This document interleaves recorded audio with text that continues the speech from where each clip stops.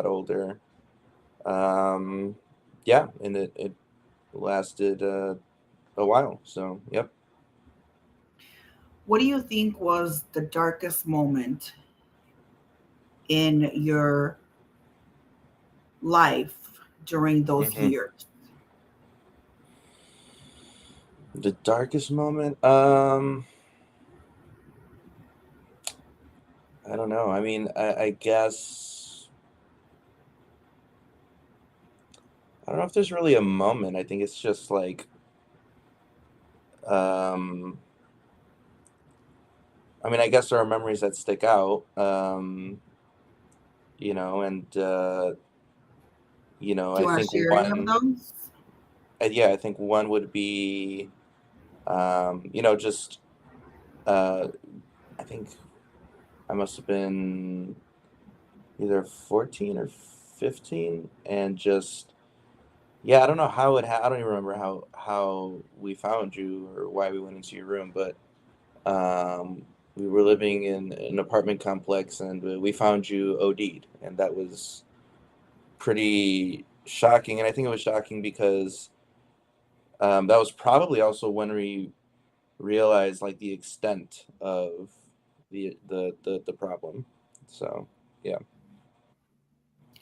Tell me what that was like for you. I know your brother was a little bit younger and you were a little bit able to comprehend a little bit more than he was. I know that grandma, my mom, was also living there with us. What was it like on your guys' end? What did you guys discuss? Did you guys talk about anything?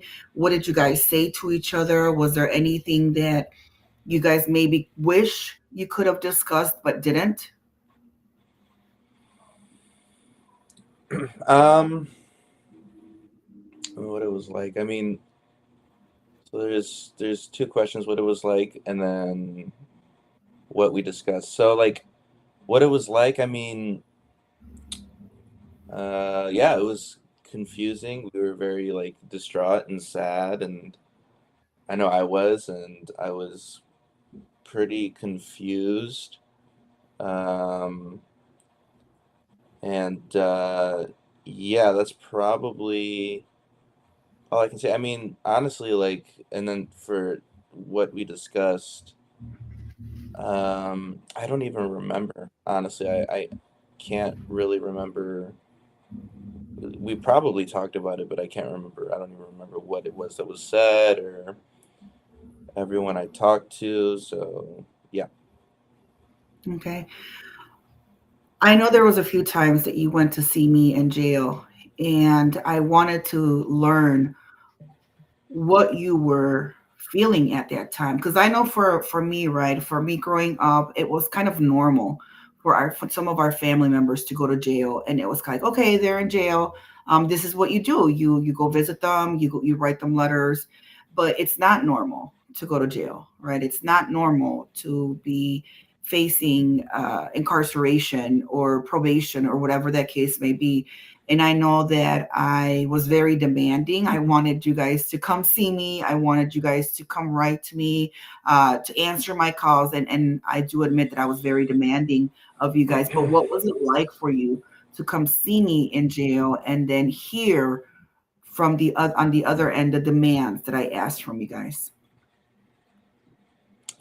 Um, Let me think.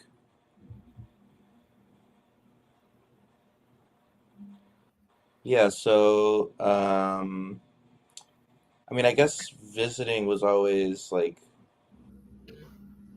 I mean, honestly, like I rarely actually wanted to do it just because I hated where it was. I didn't like going to the Cook County Jail. But yeah, we definitely didn't like doing that. Um, yeah, and it always felt pretty. This is probably more in retrospect, but like in retrospect, it was like maybe at the time it felt normal, but yeah, like in retrospect, of course, it's very abnormal. And I think you like internalize that. I think you internalize um, these feelings of confusion and uncertainty, and it expresses itself in ways that I probably didn't understand the way that I express. And like, again, those expressions would have been something like not really caring about my future in the sense of trying to set myself up to be something when I was young. um yeah, so and yeah, that's about the best answer I can give, I think. How has this affected you today? Do you see anything that has affected the way you view the world, the way you see other people? Did it drive you to maybe not want to be anything like me? Did you have, I know you had sympathy for me, but how did it affect you or mold you to be who you are today? I mean, that's just hard to say. um Like mold you either in a negative way or in a positive way, right? Because some kids are like, I don't want to be like my mom. I'm never going to try drugs. I'm just not going to do it. And some kids are like, you know what, whatever. This is what we do, and I'm going to do it too. So did it affect you or mold you in any way? yeah, um I think it definitely, I definitely always felt that once I got old enough to sort of mature and think about it in this way, like I definitely, when I started, because at the time there was really no space to reflect, because life felt much more like, um it's just hard to reflect when you're a kid going through all that. There's no really critical thinking of like, ooh, like, I wonder, like exactly how she became this way, or I wonder what I can learn. I think once I got a little space from the situation when I moved in with my grandma, um, I think that's when I was able to reflect and realize, okay, I don't really want to live that way. And, you know, and I think going to college also opened me up to what life could be, and that there are different kinds of people. And then also, when I was very lucky as well, because, um, I didn't really feel, and maybe this is a way that still affects me today, is like sometimes I have a hard time feeling like I have anyone to lean on. Even though I know I do, even though I know that you would help me if I asked, and you have helped me, but the feeling itself is hard to shake. Um, but that's just something you know you try to work through. I think I have issues with. Um, I think ultimately these are sort of issues of commitment and fear. Still, I still have fear of, and this could be even with new friends that I make. Like I still have a fear of, oh well, people that care about you just leave sometimes. So that could happen. Fear of But again, these are abandonment. just things. Yeah, and these are just things that you work through. Mhm. Um, yeah, and then I was lucky enough to have good friends that I could lean on, and that I still lean on. That that are good people themselves, and I just got really lucky with who I made friends with. I think that to this day is a really really good thing. So. I often that's really good. I like that answer because it really yeah, it's some of those things that I think a lot of people, not just you, have that fear of abandonment. I know I did, and I still Hmm. can do sometimes, right? And that not wanting to get so close because maybe they'll leave, and I don't want to feel that abandonment, right? So I Hmm. think it's very common, but you're right. Like we work through it, and we learn to say, hey, whoever's meant to stay stays, and whoever has to go goes. And I always say also is Every relationship has a purpose, whether it was a relationship for 5 minutes or whether it was a relationship for 5 years. Each relationship has a purpose in our lives. But Hmm. I wanted to just talk a little bit more about, because I always tell people that you are my normie, my normie son, because there's been Hmm. several incidents like we go out to eat and you have like a glass of wine with your steak, right? And us alcoholics, addicts are literally looking at that glass of wine, asking ourselves when you're going to slam it and when you're going to order the whole bottle, because that's what we do, right? We slam the glass of wine and we ask for the bottle and then we finish the bottle. And then there was another incident too where you told me you had your wisdom teeth pulled and they gave you an opiate and you took it and you said to yourself, I like this feeling, but I know who my parents are and I don't want to continue to take these because of the history of addiction. Can you just elaborate a little bit more on that? Yeah. So the two questions are like, or I guess really it's one question, like what's it like, what being a normie, I guess, and then also, like I think that's basically the question. Um, I don't know. I mean, I just never. It doesn't really come off to me as something that I need to do. Like it just comes off as it's just something that you enjoy occasionally. Like there, there are. It's really benign to me. Like it's the same as when I want to go enjoy music. I don't always enjoy music, but when I do, I just throw it on and I enjoy it, and then and then I move on with my day. So it never felt like an impulse. Like I never felt impulsive towards it. I never felt like I had to reach for you know, a drink or anything like that. Like it just uh so yeah. And yeah, or if I ever, and then there are other things where I was like, oh, like I did quite like that, maybe a little bit too much. Uh, I just don't wanna, like, yeah. So when I got like my wisdom teeth removed and they gave me an opiate, I took it once because once the local anesthetic wore off, it was pretty painful. So I took it once and it took away the pain, yeah, it took away the pain, but it also felt really good. Um, and I was like, oh, like it feels nice, like it feels really good, like it felt like warm, but uh, I just was like, yeah, but I don't really want to. That was the one thing where I was like, maybe this would be a little bit. I mean, it's not something that that opiates are not something that you um, should sort of treat like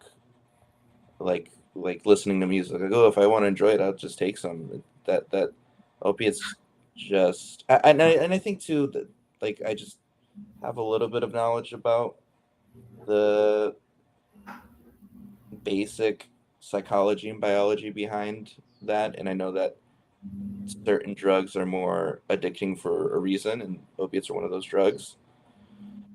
But yeah, I just never felt like an impulsivity towards it. It just felt like something that like with alcohol, like, oh yeah, I'm out with my friends, let's have a drink, or oh, I'm reading a book, let me have a little drink and enjoy that while I read. It's yeah, I think that's the best answer I can give. When did you come to believe that there was a change happening in me? Was there a particular time where you said, okay, I see some change? Because I think that I would have empty promises for you guys and Hmm. I would fail over and over again. But when was that pivotal point where you're like, okay, maybe she's changing? Do you remember when it happened? um I don't know if there's a single point, but I think it was like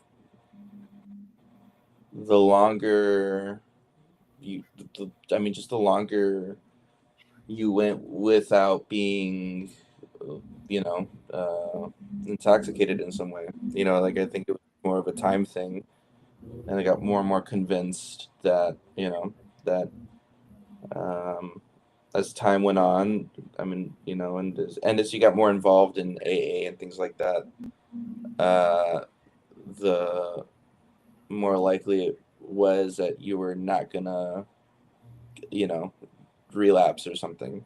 Um, I think it was like just knowing that sort of the more time there was, the more committed you were, the more time you were sober, the more committed you were to being sober.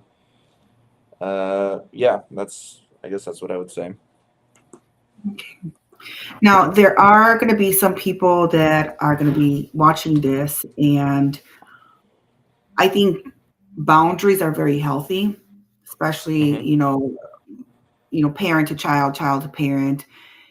I remember there was a time during my addiction that I was calling you for money, and I, Hmm. to this day, was very proud of you for keeping boundaries. Like, you would not give me money. You would ask me what it was for, and then you would, if it was something related to alcohol or drugs or nicotine or whatever, you would not give me that money. Or otherwise you would find a way to help me for whatever I needed, but without giving me money. Can you just talk about some healthy boundaries and what you were thinking during that time when I would call you to ask for money? Yeah, boundaries are definitely important. I th- well, I think, to be honest, like at that time, yeah, I think I just knew. I think it just depends on the kind of person you're interacting with. Like, if one of my best friends called and asked for money, that now that would be different, because I know who he is and I know what he does with his money, and I know that he's not gonna blow it on whatever, at least to the extent that I know him, maybe, or him or her, or whatever. But I just knew who you were at that time, or the behaviors that you had at that time, and you know, um, and so I just knew how you would spend it, and I didn't really want to be contributing to that sort of thing. Um, yeah. Okay. How would you say our relationship is today? Can you explain what your perspective on our relationship is?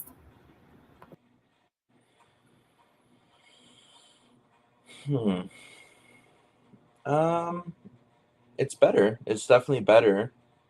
Um,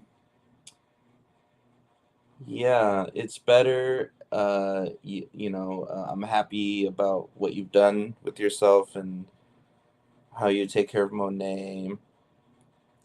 Um, and I think I'm pretty open to, for the most part, to talking to you about things.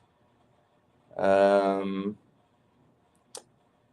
uh, I think, like any relationship, there's like just differences that we have that can um, sometimes make, not conversation hard, but make the desire to have conversation hard. Um, yeah, I think that's what I would say. Do you ever feel that for instance, you just mentioned Monet, right? And that's something that I always think about. If you guys ever feel like, man, I wish that would have been my mom when we were growing up, or why couldn't she have been that way when we were growing up like she is with Monet today? Because I think I am a completely different mom from when you guys were small, young, to now. I don't think I compare myself, or me or my brother Julian. I don't think I think about it exactly in that way, like, because that almost implies like a jealousy. I'm just happy for Monet. I'm not really jealous. Um, but yeah, but definitely like the I don't think it's I think it's more implicit than that. I don't really these days have too many explicit thoughts of, oh, I wish I grew up different. But I think it comes out implicitly sometimes, like implicitly, like if, I'm feeling those fears of abandonment or something. I'll be like, like, I'll be like, oh, like, um, well, I know where that came from, like, and that'll sort of make me upset about it. But yeah, so I think it's a little bit more implicit than the way you described it, um, but it still comes out for sure. Yeah, and I don't think and I also don't think I frame it in terms of jealousy. I'm happy for Monet, and that's the only thing I feel for her about that. That's good insight. Tell me, or if there was somebody out there that was listening today that was experiencing their parent going through addiction, what is something that you would want them to hear to help them navigate that challenge? Hmm, that's a good question. Hmm,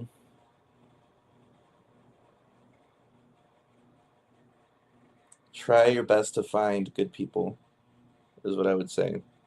Try to find good people to support you, to that are different than, you know that behave differently than the way your parent behaves.